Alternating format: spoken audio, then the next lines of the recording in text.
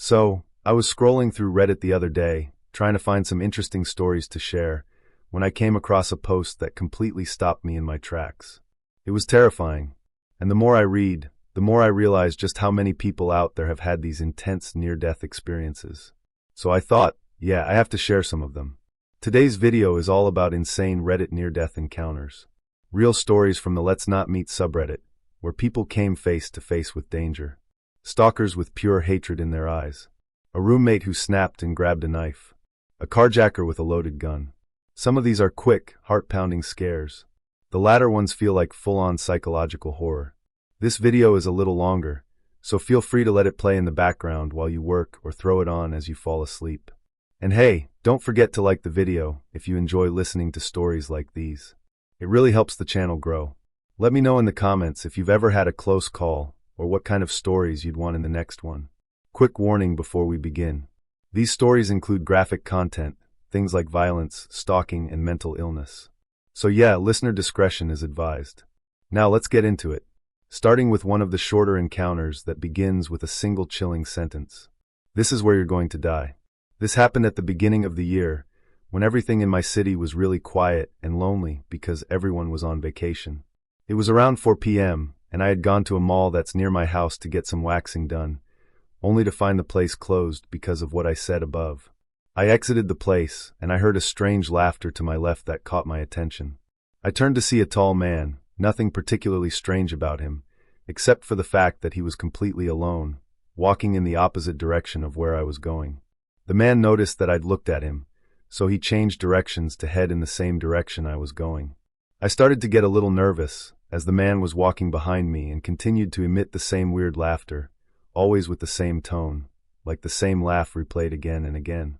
The streets were completely lonely, so I started walking faster. Suddenly, the man got really close behind me and I heard him say, "This is where you're going to die." We were on a sidewalk next to an empty lot that is used nowadays as a parking lot. Now, I got really scared and I walked as fast as I could without running. Luckily for me, I suddenly ran into a girl who used to work with me at a candy store back in 2014.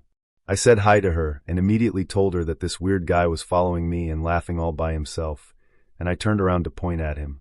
By that point, the guy had suddenly crossed the street and was quite far away now, but still staring at me. He obviously changed his mind about following me after I ran into an acquaintance. He continued to walk along the opposite sidewalk until I lost track of him. I haven't seen him again, even though I walk the same street frequently.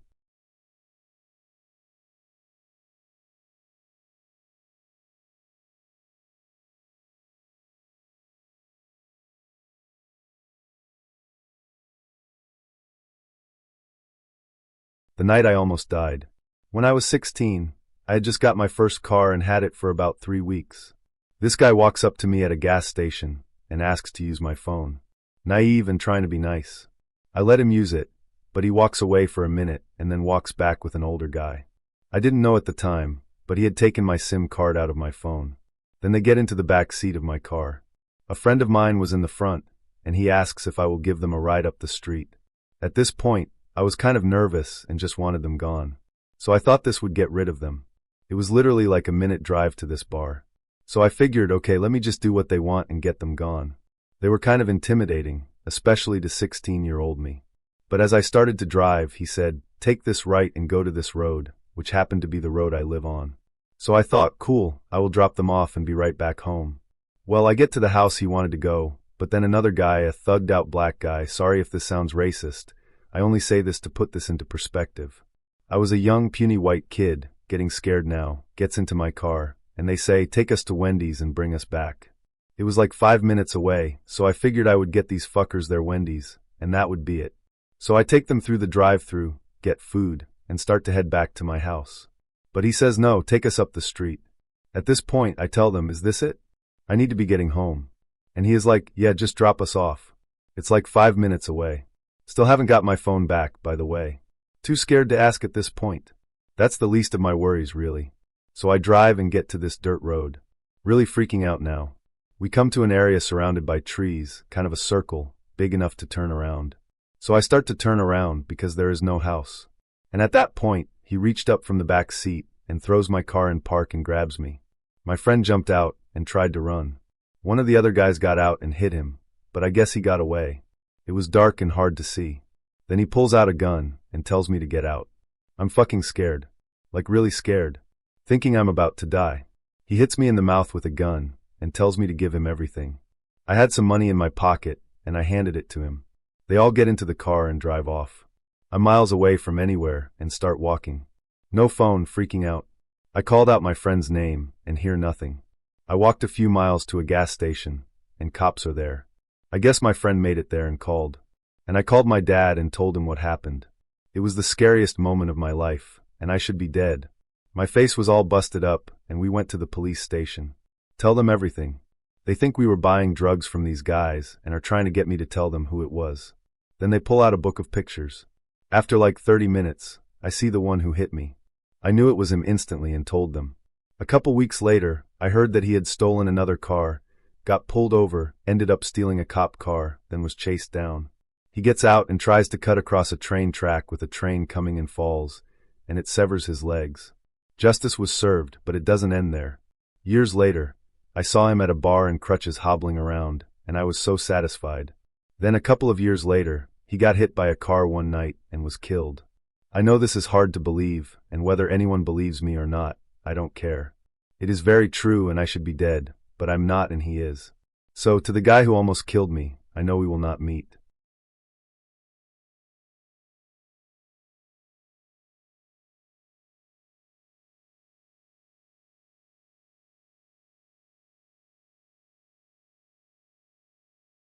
The guy that tried to kill me.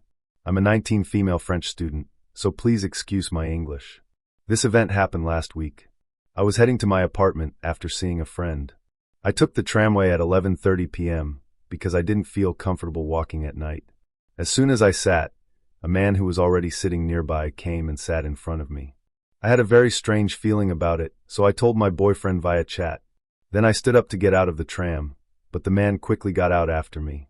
He was weirdly following me, not walking behind me but next to me. I was getting very anxious, knowing something was wrong, so I continued to walk to the avenue where I live in.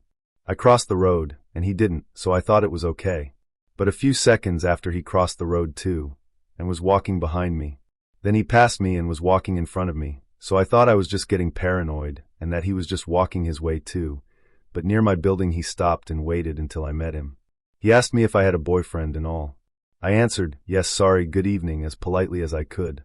He proceeded to leave in front of me, so I was walking slower for him to be far from me, and to make sure he didn't know I was almost home. I turned into the little pathway heading to the lobby of my building, but I was still anxious about this man, even though he continued to walk. I thought I had put my keys in my pocket, but they were in my bag. I was shaking so much that I tried multiple times to grab them. I managed to get them, and I opened the magnetic door, but thought of closing the door immediately after me in case the man wanted to follow me. The door was closed, but the magnetic system wasn't on yet. The man was running to it, and pushed it violently with horrific eyes looking at me. The door is made of glass, so I totally saw him. That's when I knew I was getting into real trouble, so without even thinking I screamed as much as I could, and I think that's what saved my life. Immediately the man ran to me, pushed me hard on the ground, and started to choke me really hard. I was too stunned because I wasn't prepared for such a violent assault. While he was choking me, I couldn't scream at all, or even breathe, and nobody was coming, so I really thought I was going to die, looking to his bulging eyes, staring directly into mine with pure hate. I'm a small-sized LOL, so I wasn't able to do anything with my arms at all. I think it wasn't that long, but it felt like an eternity, and I lost consciousness for a moment. When I opened my eyes again, he had just run out, and I saw the caretaker's wife beside me. The caretaker was chasing after the man, but didn't manage to catch him. He came back and called the police, who caught the man within 10 minutes, thanks to our description. I really don't know why he did that to me, because when he attacked me, he didn't sexually assault me or rob me, which would have been easy. I can't understand that his only goal was to kill. I'll never be thankful enough to my caretaker, who came to help me and saved my life, because nobody else in the building called the police or tried to help. The man was judged 3 days later, and is in jail now, but denied everything, even if the caretaker and I identified him, and that there are video proofs of him following me. So, to the man who tried to kill me, let's not meet again.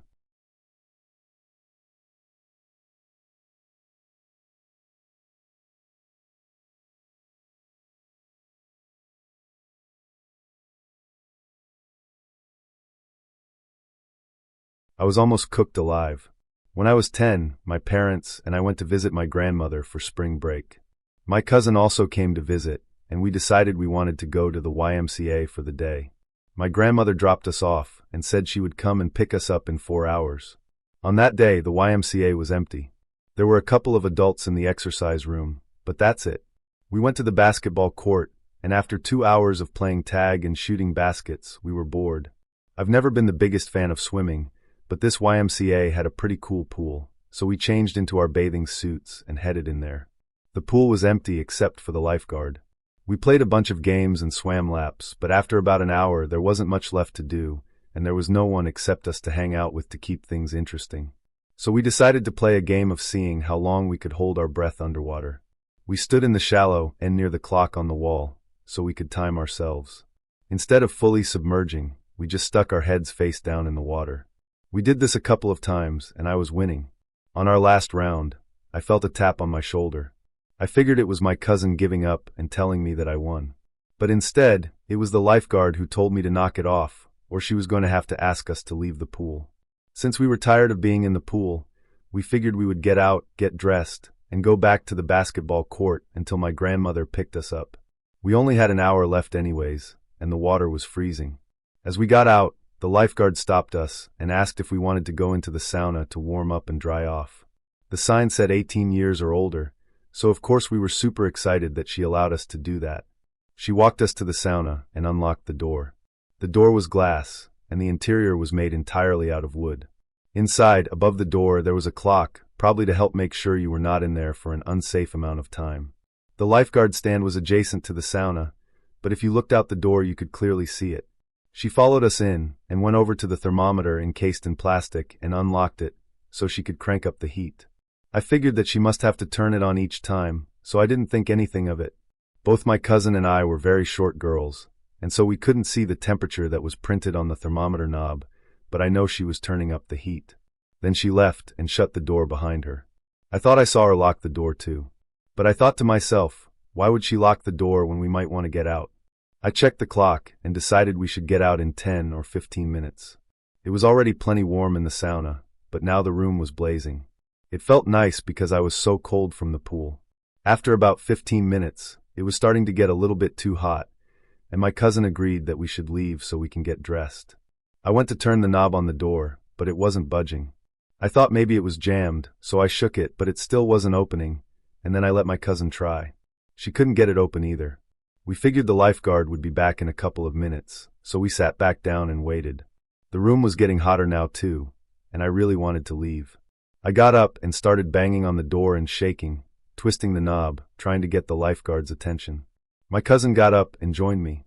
We started screaming at the top of our lungs for her to let us out, but she just stared straight ahead. I don't think there's any way that she couldn't have noticed or heard two little girls banging and kicking the door and screaming. Now we had been in there for about 25 minutes. It was so hot in the sauna that it hurt to breathe. It felt like my lungs were on fire. My eyes and skin were burning. We sat back down and put our towels over our heads because they were still a little damp and it made it easier to breathe. I was so worried about my cousin, as she is a couple of years younger than me.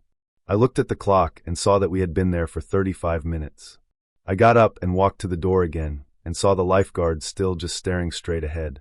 Again, I tried to get her attention by screaming that we needed out and banging on the door as hard as I could, but still nothing. I was starting to get pretty dizzy, so I went to go sit back down, but the wooden seats of the sauna burned my skin.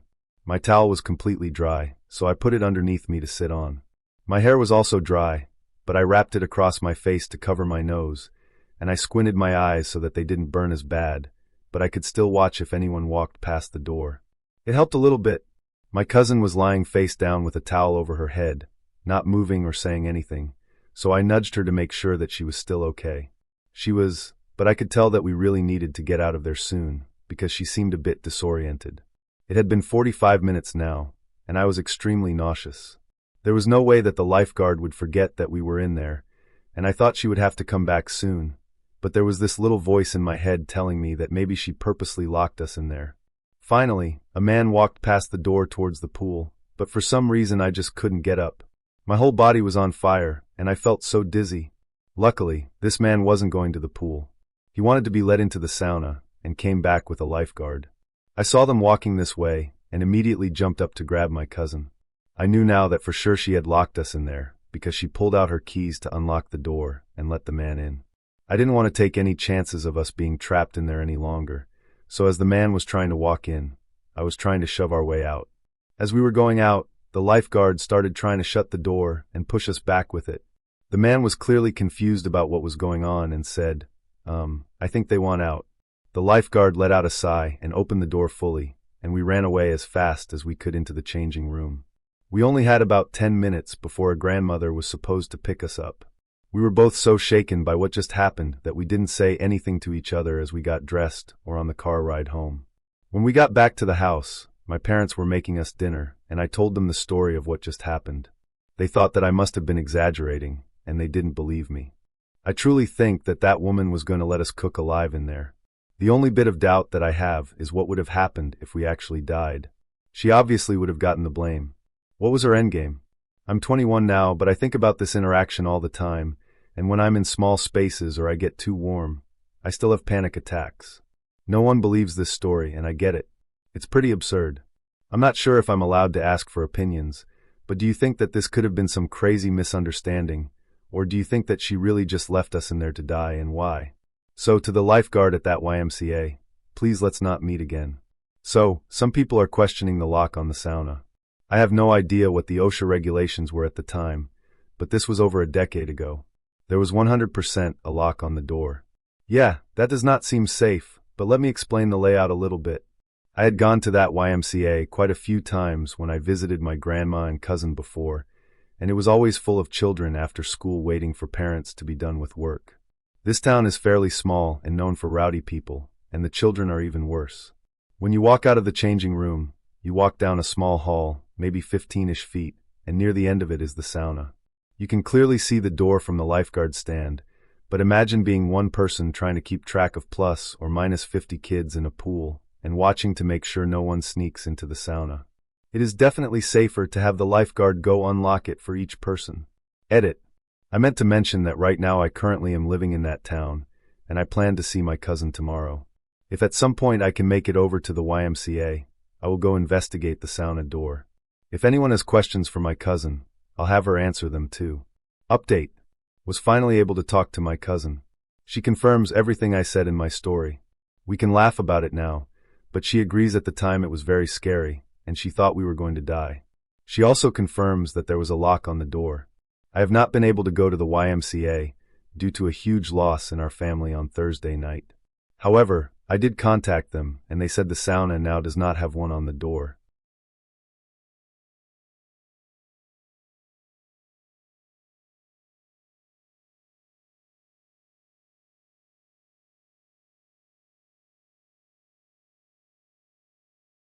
The man who followed me home. I grew up in a rural part of northern England, but moved to London 6 years ago to live with my partner, as she had gotten a job there. I didn't drive at the time, so I would take the bus to and from work and walk a short way back to our flat. The walk from the bus stop to home never took longer than 10 minutes, and it was through a well-lit area lined with shops and restaurants. Up until this incident, I never really had any issues. It was November, so it was pretty much dark by the time I left work at 6 p.m. One Friday night, after I had only been living in London a couple of months, one of my work colleagues asked if I wanted to go for a drink with her after work. I'm not a big drinker, but it was a Friday night. My partner was working late, and since I was fairly new in town and desperate to make friends, I agreed to go along for a couple. I took the bus with her straight from work to a pub close to her home. She lived basically the next suburb over from me, so it was fairly close, but not an area I was particularly familiar with. I had 2 or 3 drinks, so I was a little tipsy but not drunk, not that it should matter. I decided to leave at around 10 p.m., so as not to be traveling home too late at night, particularly along a route I didn't know. I said my goodbyes and left my colleague and her friends at the pub. On my way out, I stopped to put my empty glass down on the bar. As I did so, I looked down the bar and made brief eye contact with a man sitting a little further down. I gave a passing smile, as you might do when you make accidental eye contact with a stranger, and then continued on my way out of the pub. The bus stop was maybe 200 yards down, and across the street from the pub. You could see it from the entrance. I was about halfway to the stop when I got that prickling feeling on the back of my neck, like you get when someone is staring at you through a window or across a busy street. I turned to look behind me quickly, and it didn't take me long to figure out what was giving me that feeling. It was the man I had glimpsed back at the pub, walking about 20 paces behind me, watching me carefully. I was a little weirded out, but I reasoned with myself that it was a Friday night in London. There were a lot of people on the street, people heading home, people on nights out, people just milling around. So I put it down as perfectly innocent and just kept walking, trying hard not to look back. I reached the stop, and fortunately the bus was only a few minutes away. The man reached the stop only moments later and proceeded to hover a few feet away from me. I was on my phone and trying not to look at him, but I could feel his eyes on me. I looked up and caught him staring at me, expecting him to look away awkwardly as soon as he realized he had been caught looking. But he didn't, he just kept on staring. This was the first time I had gotten a proper look at him. He was a young man, couldn't have been much older than myself. I was in my early 20s at the time, quite slender and tall, with short shaved hair. He would have been good looking if not for the intensity of his staring. I must have been looking at him for longer than I thought, because he then gave me a sly wink, and I quickly looked away. It wasn't a nice kind of wink, the kind that might be considered cute or endearing. No, this was an unsmiling, almost threatening kind of wink. The kind that told me he was watching me, that he knew I knew that he was watching me, and that he didn't care. My bus eventually rolled up, and I got on, quietly hoping that he wasn't getting the same bus as me. I wasn't so much afraid at this point, just uneasy. It isn't nice being intensely stared at by anyone, much less a complete stranger, but I was still under the assumption at this point that it was just some creepy dude who happened to be at the same bus stop as me. Nothing more than that. I sat down on the lower deck, close to the driver, and my heart sank a little to see the man get on just behind me. Fortunately, there was already someone sitting in the seat next to mine, so he had to sit across the aisle. But still he stared at me, now with a strange little smirk on his lips that made me feel even more uncomfortable. I did my best to pretend that I simply hadn't noticed him, only allowing myself the occasional glance up at him to see if he was still watching me. From what I could tell, he didn't look away once. With each passing minute, I was becoming more and more afraid, despite my best efforts to convince myself that this was all just an innocent misunderstanding on my part. At every stop, I was praying for him to get off, for this to be his stop, so I could relax and prove to myself I was just being paranoid. As the stops passed, I knew I was going to have to get off the bus soon, and I was fairly sure at this point that he was going to follow me. We were coming close to my usual stop when the bus took an unexpected turn onto a housing estate. I was so distracted by this guy staring at me and potentially following me, I had completely forgotten this was a different bus route to my usual one. In a normal situation, this would not have bothered me. But in my current situation, it was the absolute worst possible thing that could have happened. I was no longer on the well-lit street full of shops, in an area I knew quite well. Now I was on a dark, quiet, completely unfamiliar estate. No people around, just rows of silent houses with the lights off. I realized I didn't actually know the route home from here, either. I knew I had to be close, but having only lived in the area for a couple of months, I hadn't had the chance to get to grips with all the shortcuts yet. I waited until the very last minute to ring the bell for the next stop, and I jumped off very quickly. It was a long shot, but I hoped that the weird guy would be caught off guard and not get the chance to follow me. Suffice to say, that plan didn't work. In hindsight, I should have just stayed on the bus until it reached the terminal and then maybe reported my concern to the driver. But at the time, I was a bit tipsy and scared and just wanted to go home. It was a dumb, spur-of-the-moment decision made out of panic. He hopped casually off the bus after me, and at this point there was absolutely no doubt in my mind that he was following me. I decided to stay at the bus stop and to call anyone, to come and help me. But all my friends and family that I would usually call in a bad situation lived back home, hundreds of miles away. My partner was working nights and wasn't even allowed to have her phone on her person. I tried calling the girl who I had been out to the pub with to see if I could maybe double back to hers and stay at her house for the night. She wasn't answering her phone. I could call the police. But what if it turned out he wasn't following me? What if he realized I had called the police and attacked me? All the time I was desperately trying to get in touch with someone who might be able to help me in my current predicament. This guy was leaning casually against the bus stop, hands in pockets, just watching me. Several minutes passed, and I still had no better plan in mind than to just stay where I was. I certainly didn't want this guy knowing where I lived. These thoughts were all rushing through my mind at about 100 miles per hour, and I damn near crapped myself when suddenly he said, "What's your name?" I could do nothing but stare at him in surprise for a second or two. Then I forced myself to reply, "Amy." I lied. I figured I didn't want to piss him off at all, so I just answered with whatever name came into my head first. That horrible little smirk slid across his lips again. He was still leaning against the stop. "Give me your number, Amy," he said, and he took out his phone. "Let's be friends." This didn't sound like a request. There was a sharpness to his voice which made me shudder. "No, thank you," I replied. His face dropped, the smirk disappeared, then reappeared as he seemed to compose himself. "Where do you live?" "I'll walk with you," he said, a little more assertively this time. "I'm okay. I'm staying at a friend's. He's actually coming to get me right now, to take me back to his place." I lied again, desperate to come up with anything that would make him go away. He paused for a while, and I could practically hear the cogs turning as he tried to figure out whether I was lying. He watched me silently for a long moment, studying my face with a cold calculation. He must have decided that I was lying to him because he suddenly took a step towards me, and through slightly gritted teeth, as if I was really trying his patience, he repeated, "Give me your number." Startled at the sudden move towards me, I took several steps back. He continued to approach me. I panicked, turned, and tried to walk away from him, but he reached out and grabbed me by the wrist. I spun back round to face him, and now the only look on his face was one of complete anger. "There's no need to be such a bee about this," he hissed. Fear had surged through me when he grabbed my arm, and his touch seemed to burn my skin like an open flame. It was repulsive, so much so that my body had an almost convulsive reaction to being touched by him. I managed to twist my arm out of his grip, and I heard a voice in the back of my mind telling me, "You need to get away right now. Run." And I did run. I turned and ran as fast as my legs would carry me back the way the bus had brought me. I didn't even fully know where I was going, but I knew I had to get myself as far away from this person as possible. I made the mistake of looking over my shoulder once to see him now running after me, only a few feet behind. His eyes were wide and angry. The fear and adrenaline kept me going longer and faster than I'd probably ever run before. Just as I reached the end of the road, I saw what I needed, and I instantly burst into tears of relief. 2 police officers were walking towards me along the other side of the street. I made a beeline for them, now also yelling for help.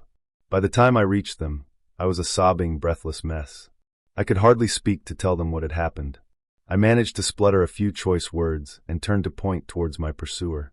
By now, he was almost back at the other end of the street. He had simply turned around and walked calmly back towards the bus stop like he was out for a nice evening stroll. I was worried the police officers were just going to think I was some crazy drunk girl, but they could see I was clearly very shaken, and one of them ran off after the guy. The man had, by now, disappeared around the corner at the other end of the street, followed shortly after by the police officer, and that was the last I saw of him. The officer who went after the guy radioed his partner a few minutes later to say he had lost him once they reached the main street, but he would keep looking. The officer who had stayed with me took a description from me, and I made a report about what had happened. I told the officer I didn't fully know my way home from where I was, so she walked with me back to my front door. I was shaking the whole way. When I got into my room, I lay in bed crying until I fell asleep. I never heard anything else about it after that. There is no doubt in my mind that if he had caught me that night, he would have harmed me. I believe he was out looking for someone to target. I believe he clocked me the moment we made eye contact in the pub. If given the chance, he would have followed me all the way back to my front door in the hope that I would, at some point, be alone in a secluded enough area for him to grab me. Everything about his demeanor and the way he spoke to me just screamed that this was a man who was just predatory, and the way he was able to go from being furiously angry enough to chase me down the street, to immediately regaining his composure and walking away like nothing had happened in order to evade being caught is just absolutely terrifying. I'll remember his face for a very long time, and I would not be surprised if it comes up on the news at some point in the future. So, creepy stranger who thinks it is acceptable to do this kind of thing, let's not meet again.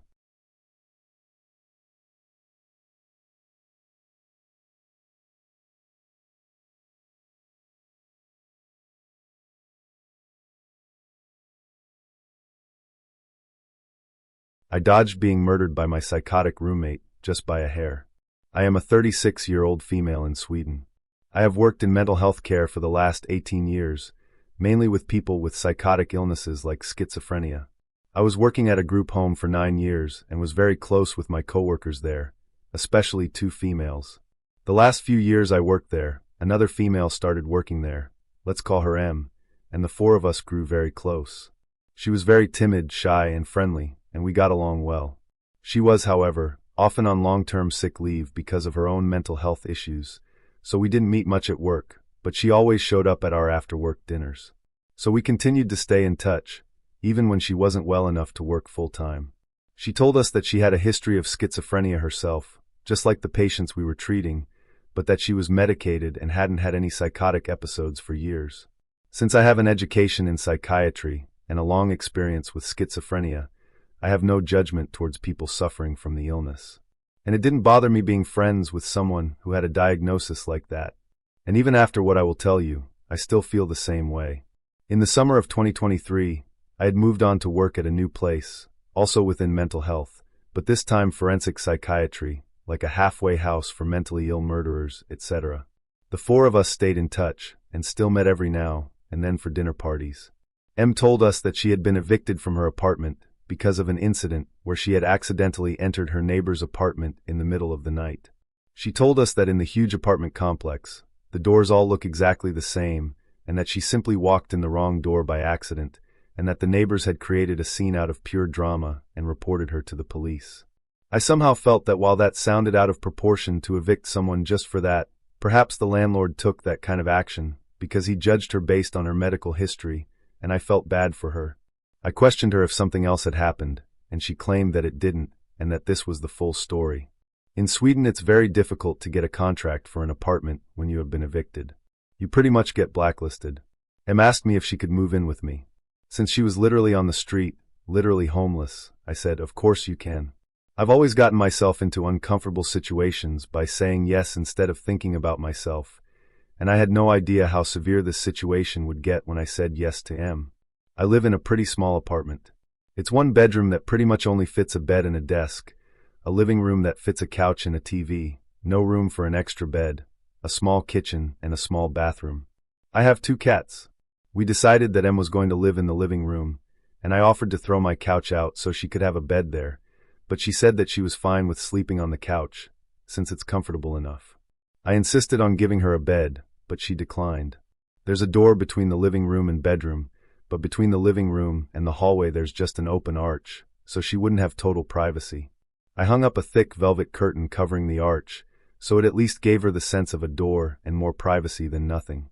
There's another door from my bedroom to my kitchen, so I have 2 doors to my bedroom. I have to have one of them open at night, since my cats want to go in and out, and they also have their litter boxes in the bathroom and food, water in the kitchen.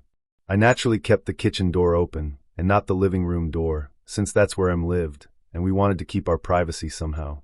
She wasn't working at this time because she was on one of her long-term sick leaves while I was working shifts, so sometimes I had to get up at 6 a.m., and sometimes I didn't get home till like 11 p.m.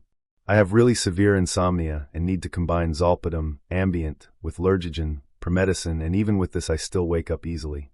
I told her that I would appreciate it if she could try to stay quiet those nights when I have to get up at 6 a.m., but that it's fine if she's loud when I'm off work or when I do the evening shifts. She was a heavy smoker and a coffee drinker, so I bought her a coffee machine. Yeah, I know. I'm a weirdo who doesn't drink coffee very often, so I didn't have one, to make her enjoy her living situation more.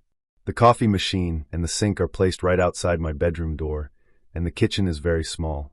So the first night together, I had to get up at 6 for my shift. As usual, I had a hard time falling asleep. Em had been up several times that night to go out to smoke, and I woke up every time. At 5 a.m., she started making coffee, and since it's literally outside my bedroom door, I got wide awake from the sounds of it.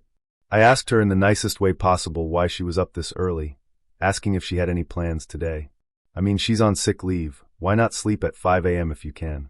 And she just said that she couldn't sleep. I said, I'm sorry, I would just appreciate if you could wait with making the coffee till 6 a.m., since I really need this last hour of sleep cause of work. Adding to why I need my sleep is that I have epilepsy that gets really bad when I don't get enough sleep. I usually get a lot of seizures when I don't get at least 4 hours of sleep. I knew that I would probably get seizures at work now, meaning that this day would be both stressful and potentially dangerous for me, since there's a huge risk that I fall and hurt myself, and it's not a good thing to get cramps and seizures among mentally unstable criminals, clients who you are supposed to care for. I know that it's not an ideal situation to work in that field with my condition, and I can inform you all that I did quit after only 6 months. She said that she really wanted coffee with her cigarettes, but that she would try to wait until the next time I have to work. I accepted it and went on with my day, but things didn't get better. She continued to wake me up early in the morning and through the nights and continued to promise to stop, but insisted that she really wanted coffee with her cigarettes. I suggested making the coffee the night before or drinking iced coffee or Coke instead, but she didn't want that. I may add that she demanded for me to be silent at 10 p.m. because that's when she wanted to sleep, and I respected that. She used to get these moments of binge eating, where she would empty my fridge and pantry of everything I had. I remember this one time when I had bought a big loaf of bread, and she texted me 30 minutes after I left the apartment saying, "Hey, I'm sorry I ate your loaf of bread. I will buy it back once I get money," like an entire loaf of bread in 30 minutes. I had told her when she moved in to feel at home, and what's mine is yours, so I couldn't really get mad, but it started to annoy me for 2 reasons. It was getting kind of expensive, since it was such huge amounts, and it was always in inconvenient times of the day, like after an evening shift when the store was closed, and I came home hungry, and she had emptied the kitchen from everything I had bought the same day. Em had long, black hair that was everywhere, all over the sink, the floor, the bathtub. I'm no clean freak, but I think anyone could understand that this isn't the nicest thing to step in or see everywhere in your house. She also left her fingernails and toenails on the bathroom floor. It was also pee drops on the toilet seat every time she had been to the toilet. I saw a silverfish on my bathroom floor, never ever seen one before, and they eat hair and skin and nails, so I figured this fella probably enjoyed life because of the new, dirty condition my bathroom was in. At first, I didn't want to say it straight out, because I thought it would hurt her, and I didn't want to make her uncomfortable, so I just put a broom and shovel in the bathroom to imply that we needed to sweep the floor more often. This didn't seem to work, so after a while, I told her in the nicest way possible with a smile on my face. "Do you think we could try to clean the floor in the bathroom more often? We tend to lose some hair when we brush it, and I'm afraid we may get pests. I saw a silverfish the other day, and I don't want it to get worse." I always made sure to say we instead of you, so she wouldn't feel attacked. She promised to think about it, but nothing changed. I started dating a guy, and was head over heels for him. He was also in a roommate situation, so we had a tough time getting any alone time.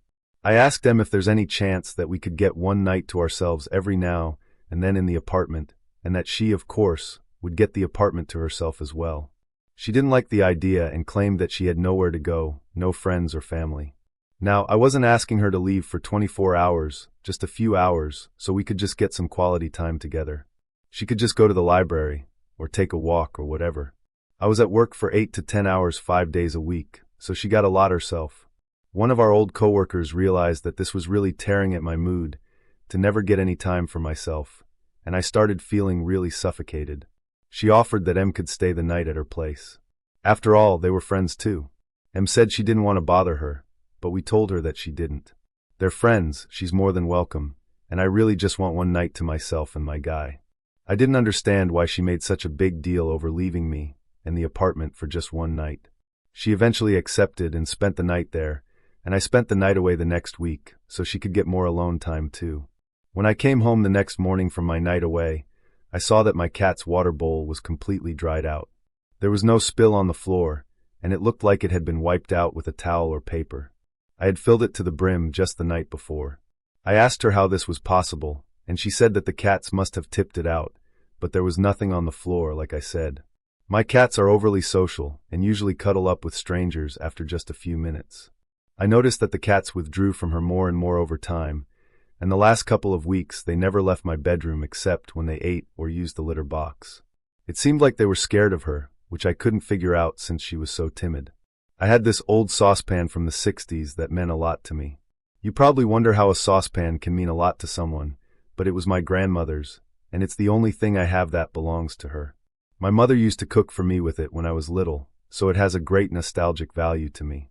She burned it one day and made no attempt to clean it. She just left it on the stove and went out to smoke. I found it ruined and cried. She didn't even say I'm sorry.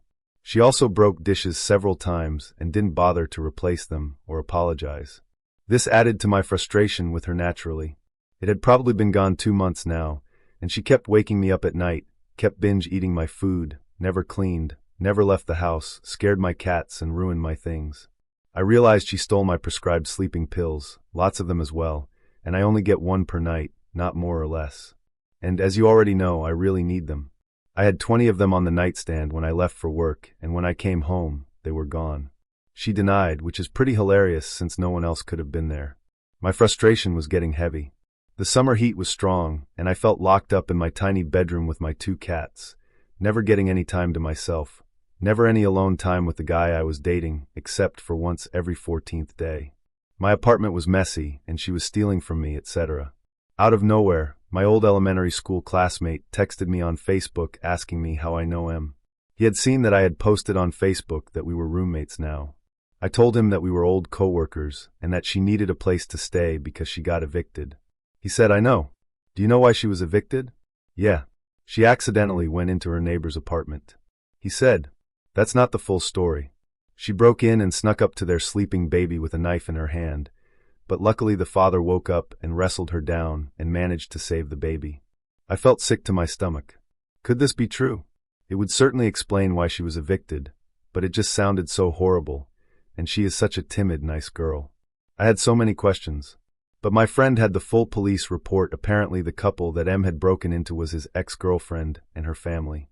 It seemed that M had a psychosis during the break-in, but those parts weren't public.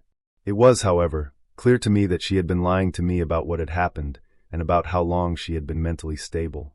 I started getting quite paranoid now, and I was already frustrated with everything and really wanted her to move out. We did, however, have a contract that she had 30 days' notice. I knew that if I asked her in a harsh way, it would mean 30 days of chaos until she moved out, so I wanted to handle this as nicely as I could. I started looking for cheap hostels for her that I could suggest to her, so she wouldn't be on the streets. I sat down with her and told her that I loved living with her, and I feel really horrible for this, but I just miss my alone time and that the apartment is too small for 2 people.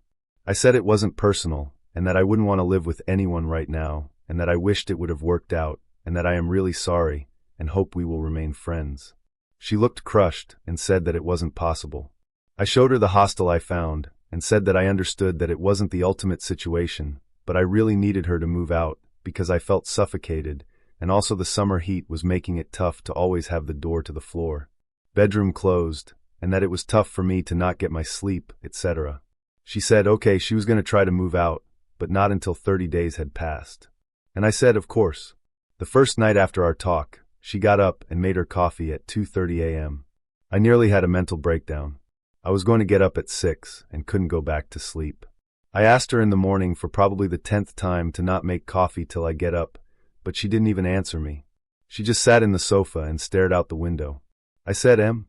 And she kept staring. I was freaked out, but I left for work. She kept being weird, kept making a mess, kept waking me up, kept eating my food. And all I could think about was the incident with her and the baby and the knife. I eventually got so pissed off about being woken up by the coffee maker, so I plugged it out and stored it in my attic, which she had no access to. It may be childish, but I was getting so tired at this moment. My sleeping pills were stolen, and I was starting to feel like Edward Norton at the beginning of Fight Club. Well, the next night, I woke up at 4 a.m. by her making coffee in a saucepan, not my grandmother's saucepan, that one was ruined. I tried talking to her again, explaining the situation, but she just stared and didn't reply. Me being frustrated and on the tipping point, took the saucepan and stored it in the attic as well. I know, but I was going crazy and just wanted her to stop with these nightly coffee routines and get the hint. The third night, I had the guy I was dating sleeping at our place because I was getting really paranoid now over her weird behavior, not speaking with me, just staring into space. I woke up from my very light snooze by him poking me. He whispered, "Look," in the doorway, and was just standing silently, staring at us. This was like a scene from a horror movie with her long black hair over her face. I kid you not. I didn't say anything at first, because I wanted to know if she just stood there for a second doing something by the door, but I realized after a while that she was actually just standing still, staring at us. It reminded me of the ending of Paranormal Activity, when Katie just stares at Micah in the final scene. So I sat up and said, "What are you doing?" But before I could finish the sentence, she just slammed the door shut, and I heard the sound of something metal falling on the floor and her running into the living room. I yelled out, "You need to leave," and started crying hysterically because this was turning into a fucking nightmare. Of course, I didn't go back to sleep, and I was really happy that I had company that night. I just kept asking myself, had she done this before? Stared at me in my sleep. The next day, when I got out of bed, I opened the door that she had slammed shut and saw a kitchen knife on the floor, so that was the metal sound I had heard before. She ran off. I took all my knives and locked them in the attic as well. I then asked a friend of mine to come to my house and be there when I tell her that she has to move out immediately, that I can't wait 30 days, 27 days. During the conversation, I really tried to stay calm. I know she has a mental illness. I know she means no harm. Even though I was so frustrated I couldn't hate her, I was mostly scared and tired. She, however, didn't even answer when I talked to her. She just kept staring out the window. She left the apartment and sent me a text instead, saying that I was disrespectful for bringing a friend over to her place. Nighttime came, and I thought this would be a quiet night. Finally, no coffee maker or saucepans. But at 3 a.m., I woke up to her burning dry coffee powder in a frying pan. At this moment, I just felt terrified of her. Her face was dead, her eyes were black. I suspected that she had gone into a psychosis. I stopped the fire, and she just ran off to the living room in silence. I knew she had an appointment with her psychiatrist the next day, and while she was away, I packed all her things. I then sent her a text telling her that she needs to pick them up and give me my keys back, and that I will give her money for a hostel for the upcoming 26 days. She didn't reply. The guy I was seeing came to keep me company in case she would fight about it. She didn't. She left the keys without looking at us and left. Our coworkers who were friends with us both told me that she moved in with a guy that she was dating, and she stayed there for a few weeks till she somehow amazingly got an apartment of her own. She started working again, and I was really happy to hear this. She seemed to do well. Then in January of this year, one of our old coworkers told me that M had called her and told her that everything must burn, that she has a baby that she must save, and other delusional stuff. She had called 112 Swedish emergency number, like 911, about this, but they hadn't taken it seriously. M had then proceeded to burn her entire apartment down, because the voices in her head was telling her that she has to burn everything to save her friends and family. Her neighbors had tried to rescue her from the fire, but she had fought them off and ran back in and poured liquor on the fire to make it burn more. She was arrested and sentenced last week for aggravated arson. She will serve her time in a mental institution or prison for a long time, possibly forever. What's ironic is that she will probably be in the facility where I used to work and end up where she used to work herself. My old coworker was a witness at the trial, and apparently she had stopped taking her medication, Abilify, because she thought that it made her feel numb, and she thought she was stable enough to function without it. Apparently not. She had also stopped taking her medication for the last few weeks when she stayed at my house. So when she stared blankly into space, she was going into psychosis. When she stared at me with the knife in her hand. When she burned the frying pan last night. It's disturbing to think about what would have happened to me and my cats if she had stayed, or if I had been a heavy sleeper. I also think about what would have happened to that baby that she snuck into before she was evicted. And yeah, I know it's crazy that I didn't just throw her out by then. It was complicated. The reason why I haven't been able to talk about it with my friends is because they sympathize with her and have minimized my experience, and they think that I make a bigger deal out of it than I believe it has been. I sort of understand it, since they have never seen that darkness in her eyes that I saw those last couple of days. Update. I just remembered some other things that I wanted to add to the post. There were several times when I was going to work early in the morning, and she occupied the bathroom by taking long baths. I patiently tried to wait till the last minute before knocking and asking her if she could get up and get back in after I had gotten ready and left for work. Just another thing that added to my frustration. I fell really ill one time when she was staying here. I didn't know at the time what it was, but I woke up early in the morning one day feeling very nauseated. On my way to the bathroom, I literally shit myself and threw up at the same time. It takes like 10 seconds to get to the bathroom, so you can imagine how bad it was when I didn't even make it El Mayo. I had a really high fever and kept throwing up and shitting myself all morning, and anyone who has been this ill would understand that you want the bathroom to yourself. Actually, I think it's pretty understandable that you'd want to be completely alone when you are this ill. My head was spinning, and I was nearly hallucinating from the high fever. One random thing I laugh about today is that it was Eurovision week, and for some reason the flute solo from Moldova's song was stuck on repeat in my head while I was in and out of fever dreams. I have a hard time listening to it today. Anyway, working in healthcare, I also have a natural instinct of not wanting to spread infections. So my first thought was that besides wanting to be alone, I didn't want to risk giving whatever this was to Em. So I begged her the moment I noticed I was ill to please leave for her own sake. I could barely speak because it made me throw up that easily. Our friend in common had asked her to water her plants that week, so she had the keys to her place and could have been alone there. Em refused to leave, and I swear if I had the energy to slip out of the window and fall to my death, I would have, but I couldn't. I was half sitting or half lying on the toilet, with a bucket in my lap, my head sort of resting in the bucket of puke, because I couldn't hold it up due to the high fever. And I just begged through whispers for her to leave, so she wouldn't be ill too. I told her, what if you get sick soon too? We can't share the toilet. I will be here all day. You should go to her place before it's too late, please. Eventually she left. Pissed at me. It turned out I had a severe case of food poisoning, and I was well again after 2 days. But my God, the fact that she refused to leave is something I felt I had to add to the story, because it made me so frustrated too. I also went through our conversations and saw myself asking her how long the door had been closed. That reminded me that she used to shut my cats inside my bedroom while I was away at work or wherever, so they couldn't eat, drink, or use the litter boxes. She claimed she just recently closed it because she was trying to sleep, but I remember she did it in the middle of the day one time. The last few days too.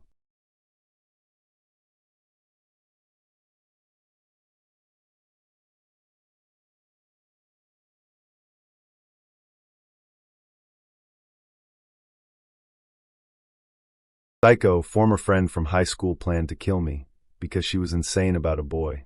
This is a story I have wanted to tell for a long time. Yes, it is very long. It is as long as it needs to be to say what I need to say. I included a TLDR at the bottom. This took place between 1995 and 2002.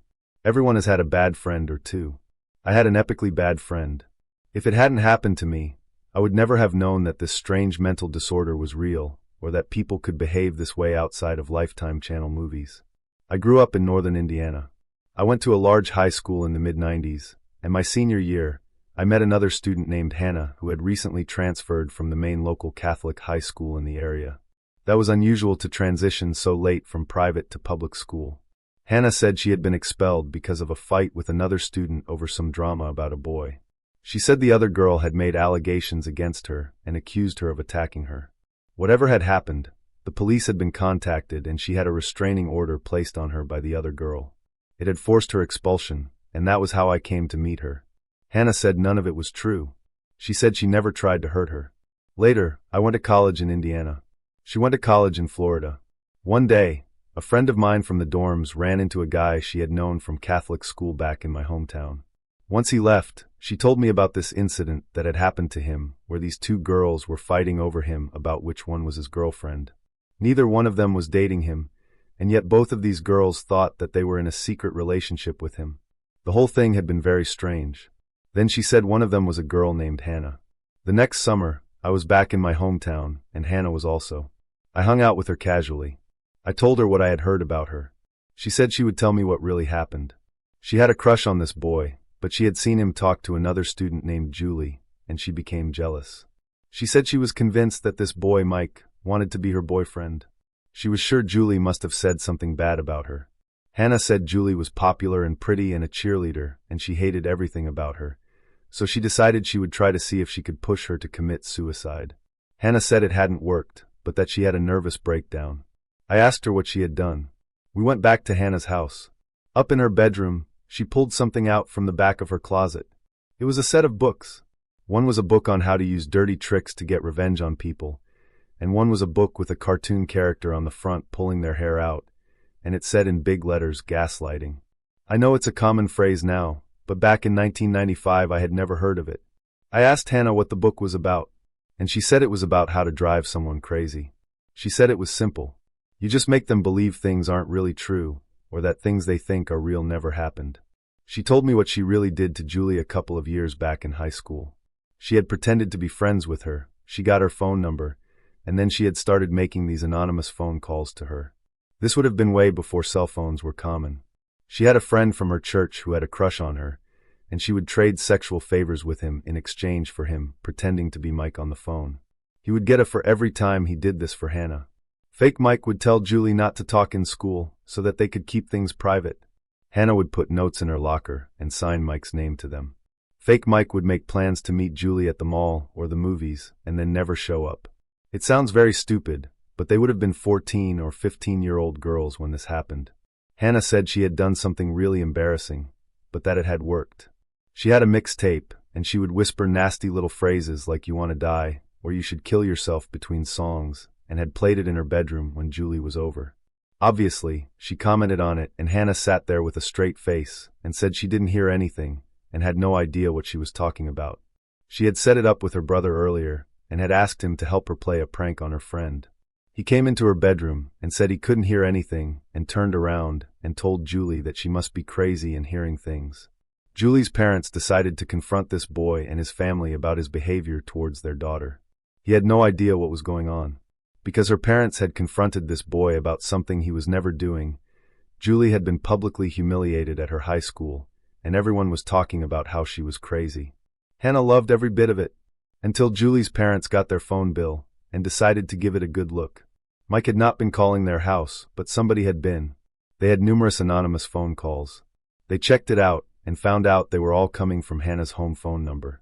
Julie confronted Hannah about it at school, and that was when something violent happened between the two of them in the stairwell. Julie said Hannah had started screaming at her that Mike was her secret boyfriend. Hannah was very angry about that.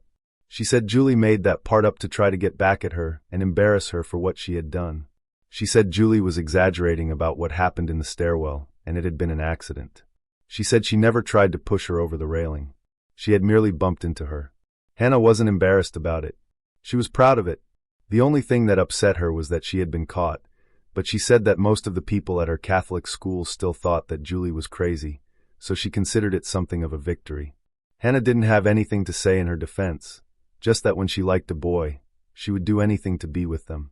That summer, Hannah started dating a guy named Derek. Every time I saw her, she told me tales about their wild and crazy sex life and how much he was in love with her. Hannah said it was a secret affair, and they were sneaking around behind his girlfriend's back. We saw him once at a party, and he screamed at Hannah to stay away from him and leave him and his girl alone. Someone had been making strange anonymous phone calls to him and his girlfriend. He paid to have the number traced back and found out it was Hannah. Hannah admitted that she had been trying to break them up because he was taking too long to do it himself, but that she had overplayed it, and now he was angry and had broken things off with her. She was depressed after Derek, so I took her out to a bar. Hannah started flirting with a much older guy in his 40s who was sitting by himself. She had recently purchased a cell phone, which would have been in '96 or '97 when they were still kind of new and novel. The next thing I knew, she had this phone out, and I thought she was giving this old guy her phone number. Instead, he asked her what she wanted him to say. She typed a phone number in, handed the guy her phone, and he made disgusting comments to whoever answered about how he was having sex with this guy's girlfriend and commenting on what a whore she was. He hung up and started laughing and handed the phone back to Hannah. Hannah gave him a $20 bill and said the girl was a bitch and deserved it for stealing her boyfriend. She was paying complete strangers to anonymously call people she hated on her cell phone and recite some prearranged script to spread rumors about them. I ran into a mutual friend later in the summer and mentioned that Derek had broken things off with Hannah. She gave me a very funny look and said that maybe there had never been any relationship to break off. A year later, we were both temporarily living back with our parents and sort of adrift. Hannah had been kicked out of her dorm over an accusation made by another student and never completed her degree. She had started hanging out with some old friends from high school. One of those former high school friends was a young woman named Kelly who Hannah had been pretty good friends with. Something had happened between the two of them because Hannah went on and on about how much she hated her. It had something to do with Kelly's new boyfriend, Dan. Hannah insisted she was using him in some bizarre plot to make another man jealous and was worried that she would hurt him because she had found out about an STD that she had. I drove by her house one night and there were 2 police cars out front. I went home and called her and she said she couldn't talk. I went over and saw her the next day. I thought that their house had been robbed or something. No, the police had been there to talk to her about an incident that had been reported. Hannah was upset. She said that she had to tell the police that she had smoked weed and had gotten high because Kelly had made an accusation against her. Hannah said it was an accident and a misunderstanding. Hannah swore she hadn't been trying to hurt her. The day after Hannah told me about how much she hated Kelly, apparently, she had called her up and said she wanted to talk to her about something. She and another friend had shown up, and the three of them had gone out to some local overlook to smoke a joint. The other girl waited down below for the two of them to talk privately.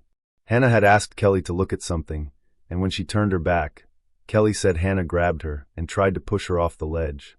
They were about 100 feet up in the air, and she would most likely have been killed by the fall. Kelly said they fought back and forth. She regained her balance and had took off screaming about what Hannah had tried to do. Hannah said it was all a misunderstanding. It was an accident. She had been trying to show her something, but then she had lost her balance because she was high from the marijuana and had grabbed Kelly to stabilize herself, not push her off the edge. She said Kelly had almost fallen off because she had hysterically overreacted. Kelly had been very upset and insisted that Hannah had done it on purpose, and she said that it was because she was jealous of her relationship with Dan. She said it was obvious to everyone that Hannah was obsessed with him. What Kelly had not done, however, was tell the police that they had smoked a joint right before this happened, and when Hannah did, the police said that didn't have enough evidence for any kind of case. They weren't happy with Kelly for omitting that part of the account. That was it for Hannah and most of her high school friends, or at least for a couple of years. Kelly stuck to her version of what happened, and her friends sided with her. People began talking about the strange rumors that had followed Hannah around since high school. I thought it was suspicious, but I couldn't bring myself to believe that she tried to kill another woman. I thought that sort of thing only happened in the movies, not small towns in Indiana. I did not, however, want to be friends with her. She was an embarrassment to be around. She had almost no friends left in town at that point. She called me up to tell me she had decided she needed a change, and she was going to pursue a different career and move to Minneapolis to make that happen. She moved in 1998, and I honestly thought I would never see her again. I wish I hadn't. She called me about a year and a half later. She said she was doing really well and that the move had been good for her.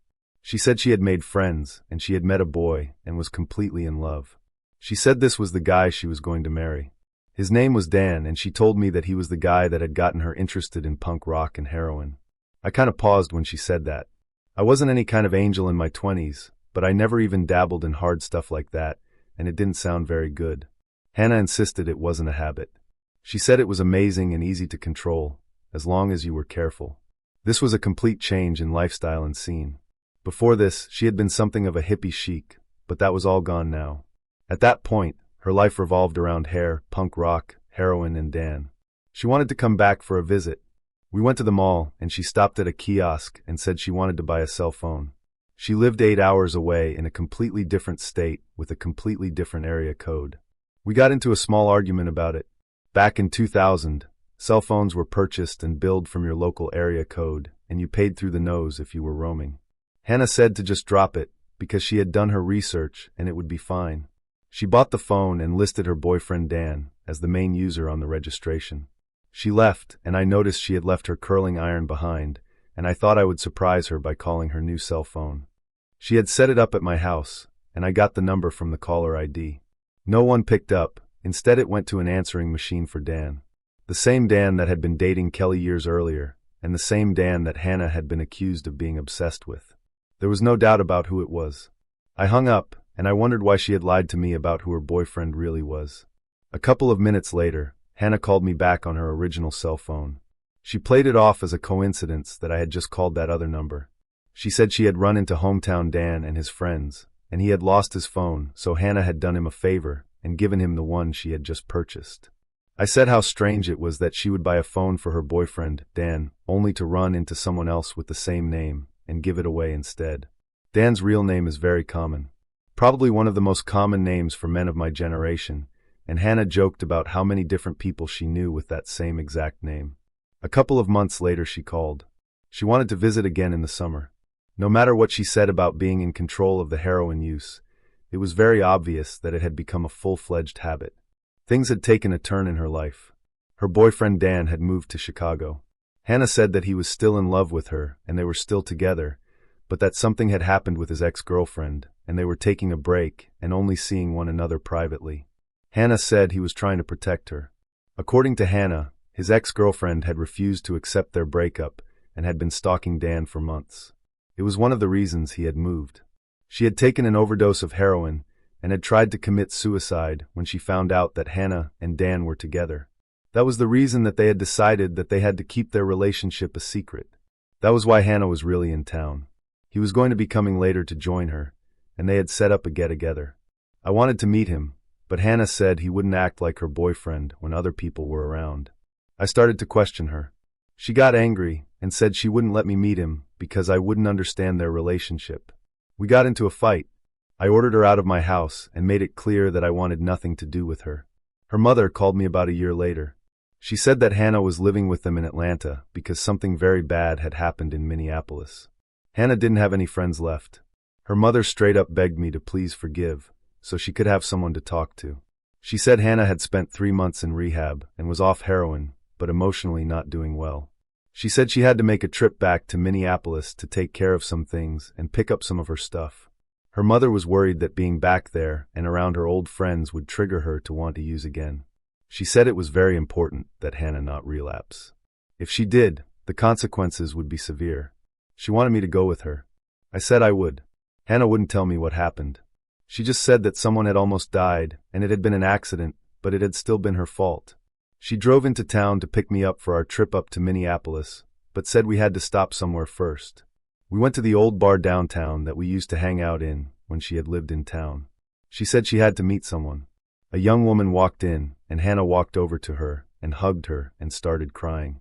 She was apologizing all over the place and kept telling her she needed her to realize that it had been an accident. The woman said she forgave her, but that her life had been difficult since what happened, and she could not have anything to do with Hannah anymore and could no longer be friends with her. Hannah asked if she had ever spoken to her ex-boyfriend and had a chance to work things out with him. She said no. He was mad at her and he refused to talk to her. Hannah said he had a new cell phone, and she gave her the number just in case she changed her mind and wanted to get a hold of him. She left. I was sitting there, totally confused by what I had just witnessed. I was really uncomfortable with what I had heard. I asked Hannah if the ex-boyfriend she was talking about was hometown Dan. She said no, someone else that I had never met. Hannah said she and Dan had broken up because he was still using heroin, and she said it was too painful to talk about him. She said it was so painful that when we got to Minneapolis to please not bring him up. She said her friends knew not to mention him around her, and she asked me not to also. We got to Minneapolis, and the young woman we were staying with turned out to be one of Hannah's former roommates. That is when I found out what had really happened and what Hannah had been refusing to talk about. It turned out that the girl from the bar had been the other roommate, the one that had almost died because of something that Hannah did. We settled in, and Hannah said that she could explain what happened a year ago. A year ago? That was the first time I realized that this had happened much longer in the past than I thought. The former roommate said that she was happy that Hannah was clean, but she needed her to explain why she had tried to kill the other girl. Those were her words. She wasn't calling it an accident. She said she was there, she saw it, and Hannah had done that to her on purpose, and she wanted to know why. This is what she described. Hannah had a friend from Indiana who had broken up with her boyfriend Dan after Hannah had told her that she found out he was cheating on her and had gotten another woman pregnant. Hannah invited her to live with her up in Minneapolis to get away from him and start over. She had no idea that Hannah was a heroin user. She did not like Minneapolis. She had experienced a run of bad luck the couple of weeks she had been there, and even though Hannah kept trying to convince her to stick it out to see if she would like it, she had decided she was going to leave and go back home. She regretted her breakup with Dan. She wanted to talk to him and see if they could work through it. They had been together for almost 2 years. She was worried because she had lost touch with him. Hannah had been able to track down his phone number for her through some mutual friends, but no matter how many times she called or how much she begged, he refused to answer her calls or call her back when she left messages. She was upset and told Hannah that she was going to stop by his apartment to see him on her way back to Indiana. She was supposed to be leaving within a day. Hannah kept insisting that she would like heroin if she would just try a little bit, and had been pressuring her very hard to join in with everyone else. The roommate was angry about that. She said Hannah knew she was scared and didn't even want to try it.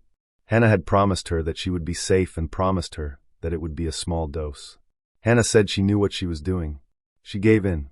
Hannah bought the heroin, and she bought a lot more than normal, which she said was for a party later.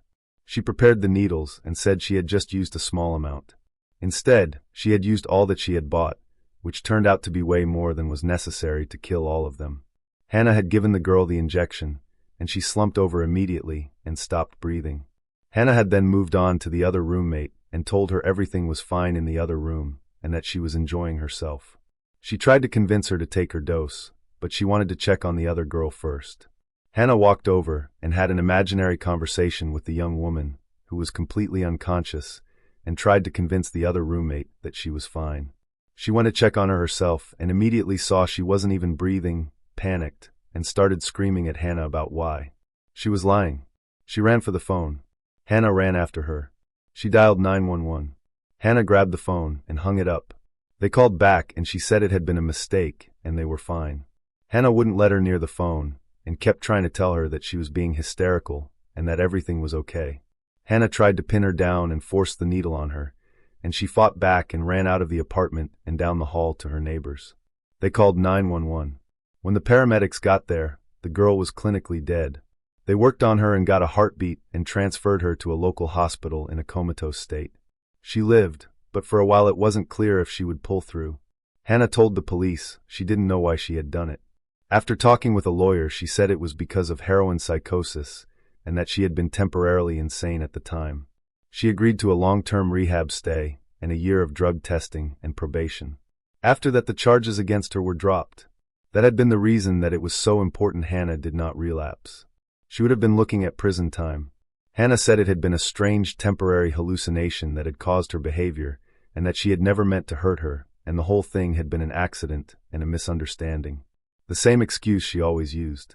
I am going to spell this out, since the morons who work for the Minneapolis Police Department were too stupid to realize this 20 years ago. Hannah was obsessed with this girl's boyfriend, Dan. She had been obsessed with him for years. She had developed a detailed and arranged fantasy that the two of them were in a secret relationship together because she had a peculiar and somewhat rare psychiatric condition called erotomania or de Clermont syndrome. She believed that this young woman was standing in the way of their romance, and so she ingratiated herself with her and pretended to be her friend so that she could find a way to get close enough to her to get her out of the way. She successfully managed to spread rumors and interfere in their relationship enough that the two of them broke up, and then Hannah invited this young woman to Minneapolis to isolate her from her other friends and control what information she had access to. This was the year 2000. Didn't have text messages or Facebook back then for keeping in touch with people. She lulled her into a false sense of friendship and security so she could manipulate her and get close enough to her to hurt her. When she realized she was still in love with Dan and wanted to talk to him, Hannah realized that she would eventually find out that the rumors she had been told were not true and that Hannah was the source. She purchased a cell phone in Indiana and made a recording of Dan's answering machine message so that she could impersonate him on the phone, and so the young woman would believe she was in contact with him. She never knew that Dan had never received the messages. Hannah was using that to spy on her. When she said she was going to go back home and show up and see if Dan would talk to her in person, Hannah knew that meant she would find out she had given her a fake phone number and that she had gone to extreme lengths to prevent her from speaking to him, and it would have been obvious why. She tried to talk her into trying heroin because she planned on killing her and her other roommate because that would be a good way to make it appear to be an accident. Hannah was about to have her obsessions with Dan, her delusional beliefs about him, and her bizarre mental disorder exposed. And she knew that. She knew for at least a day or more before the incident, which is why it is clear that her actions were premeditated, because her motive was. All of this would have been remarkably easy to figure out if the police had contacted Dan, and if they had taken a look at Hannah's phone records. Phone harassment has always been her favorite hobby. Instead, they treated it just like the other 999 overdoses they have to respond to every month and gave Hannah the old rehab or prison option. Since her family could afford a lawyer and a 3-month rehab stay, that was the option she took. The police never investigated her for anything, never contacted the man Dan at the center of this, and never took any serious look into her background. It wasn't an accident. It was an attempted murder, and a pretty easy one to prove at that. Instead, the police totally dropped the ball, and because of their incompetence, she was allowed to completely get away with it. By the way, just in case any idiots who work for the Minneapolis Police Department ever read this, there is no statute of limitations on first-degree attempted murder. At the time, I didn't know any of this. I was trying to act as a support system for a former friend who was suicidal on the cusp of a heroin relapse. I was suspicious, but anytime I asked Hannah questions, she just said it was too painful to talk about, or would guilt-trip me about not respecting her boundaries. She had sworn to me that this young woman had never been in any relationship with the Dan from our hometown that she had known years earlier. I returned to Indiana, and Hannah returned to her parents in Atlanta, and I didn't talk to her for a while. She called later and wanted to visit her old hometown again. Once again, I let her stay with me. We ran into Dan. He had moved to Chicago but just happened to be back in town that weekend. I hadn't seen him in years. Hannah had contacted him to get together. She spent the whole afternoon trying to pull him aside to talk to him, but instead he made it clear that he had only shown up because he wanted to see me. He had broken up with Kelly years earlier, but I thought he had a long-term girlfriend since then. Dan said she had left him a year ago and just disappeared.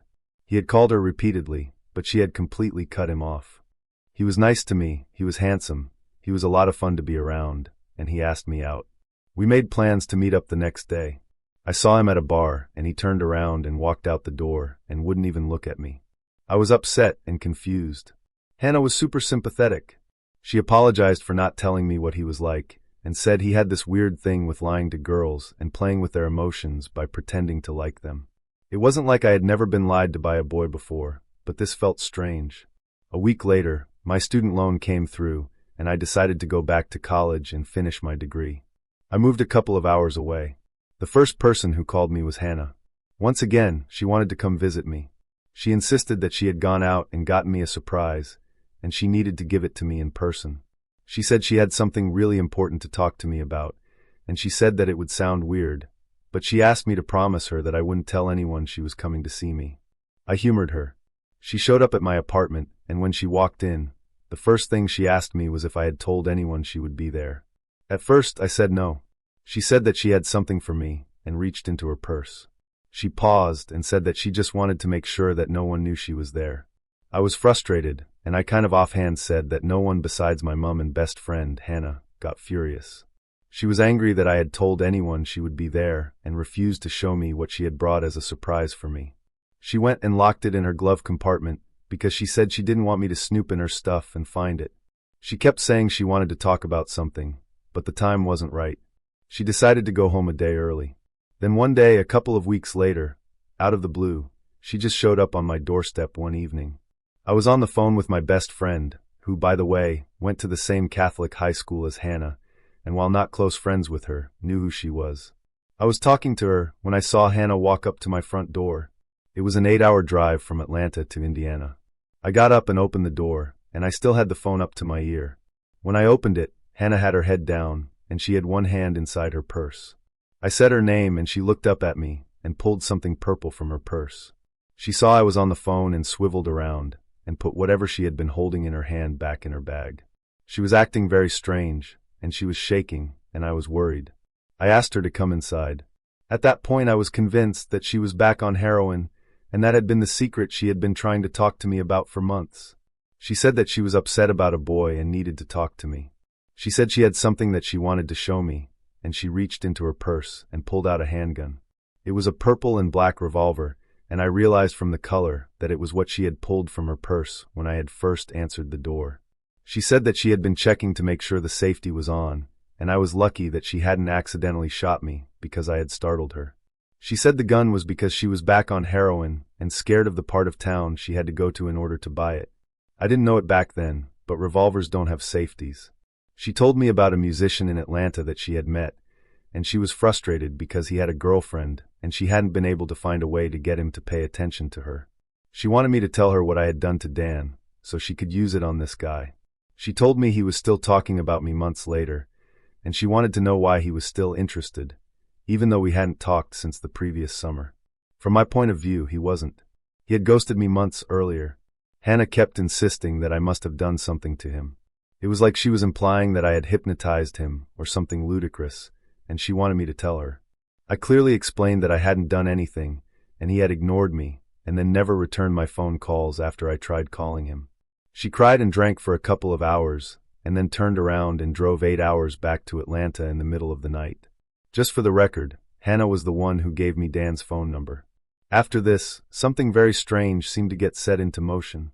I got a phone call from an anonymous number, and when I answered, it was Hannah who said someone wanted to talk to me, and she flipped me over to a three-way call with someone else. It was Dan's roommate and best friend in Chicago, and he started screaming at me, asking me why I was playing games with Dan and messing with him. He said he was going out of his mind, and I needed to call him back and stop whatever it was that I had been doing to him. I told him I didn't know what he was talking about. Dan had never called me, and I had tried to call him, and then we were disconnected. Then another anonymous call that was really Hannah with another three-way call, and another group of boys who started yelling at me and telling me they would kill me for what I had done to Dan. Then another disconnected line before I could ask them what they were talking about. Then I called Hannah to find out what the hell was going on. It was the craziest and most disturbing conversation I have ever had with another person. At first, she just kept saying that I'd hurt Dan and I could not ever talk to him again or have any contact with him. None of it made any sense. Since this was about a guy who had refused to return my phone calls and had ignored me for months. Hannah started getting very upset and kept saying that I knew what I had done. I just wouldn't admit it. She said that Dan hated me and had never wanted anything to do with me, but that I was doing things to him to make him say that and pretend that he liked me instead of her. I had no idea what the hell was going on. She said that Dan was her secret boyfriend and that he was in love with her and had been in love with her for years. She said that the two of them had been together since they were teenagers and that I knew it but was pretending not to. I asked her how she could have been his girlfriend when I knew of other girls he had dated. She started screeching that those weren't real relationships. He was only pretending to like them. When he talked about them, he was really talking about her, but other people kept doing things to him so that he couldn't tell her directly how he felt, but she knew. She insisted that he found ways to let her know that he was really thinking about her. She said that all of his friends respected their privacy, which was why they would play along when he pretended he was dating other people. She kept insisting he was in love with her and no one else. She said she was sick of people pretending to be her friend and then stabbing her in the back by going after her boyfriend, and she said she would not put up with anyone coming between them, and she would not let anyone hurt him. She said I was forcing him to forget how he really felt, and that it had hurt him not to be with her, and she wouldn't let me hurt him. I realized that she wasn't making any sense, and that she was totally psychotic. I told her to never contact me again, and I hung up. All I could think about was how she had pulled a gun out of her purse, the last time she had shown up at my apartment by surprise. She had given a fatal overdose of heroin to another woman, and had been accused by another of luring them to a ledge and trying to push her off. The one thing we all had in common was Dan. I called the number I had for Dan. It was disconnected. I thought about that weird situation with the cell phone she had purchased a couple of years earlier. I found that old number in my address book and called it. Except this time, it wasn't Dan's voice on the answering machine. It was mine. The psycho bitch had made a recording of my voicemail and had put it on a cell phone that she owned, and once I discovered that pretty much everything fell very clearly into place.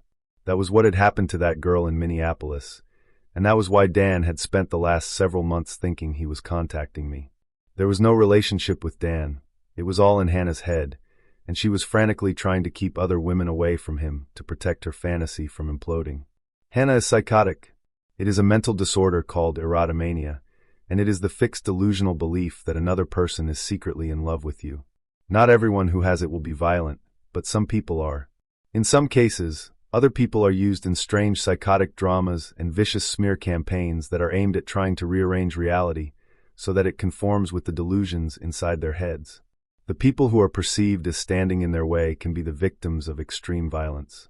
Hannah showed up the next day at my apartment, screaming at me to let her in. I would not, and I was getting ready to call the police when she started crying and saying that Dan had killed himself. And then she walked away, and that was the last time I ever saw her.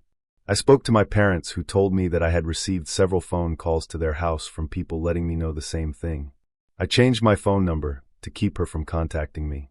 I contacted the police in Indiana, who said if she showed up again that they could arrest her for felony intimidation, but not for anything she had done months earlier.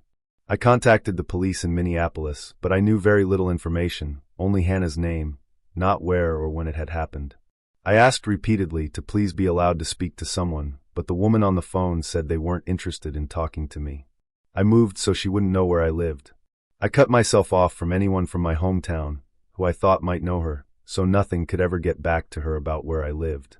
The last I heard from her, she was stalking some new guy down in Atlanta. I would have been more than happy to meet the bitch in a courtroom, but unfortunately, the law is nothing like you see on TV. So unless I ever have the privilege of sitting in on her sentencing hearing, Hannah from Indiana, let's not meet again. Some of those stories were just hard to shake. It's wild how quickly someone's life can change in a split second just by being in the wrong place or crossing paths with the wrong person. If you listened all the way through, thank you for sticking with me, whether you played this while drifting off or just had it in the background while doing something else. I'm really glad you made it to the end. If you enjoyed this video, don't forget to leave a like and maybe share your thoughts in the comments below. It helps the channel a lot, and I always love reading what you guys think, especially if you've ever had an experience even remotely close to these. And if you haven't already, consider subscribing so you don't miss the next batch of stories. Until then, see you guys.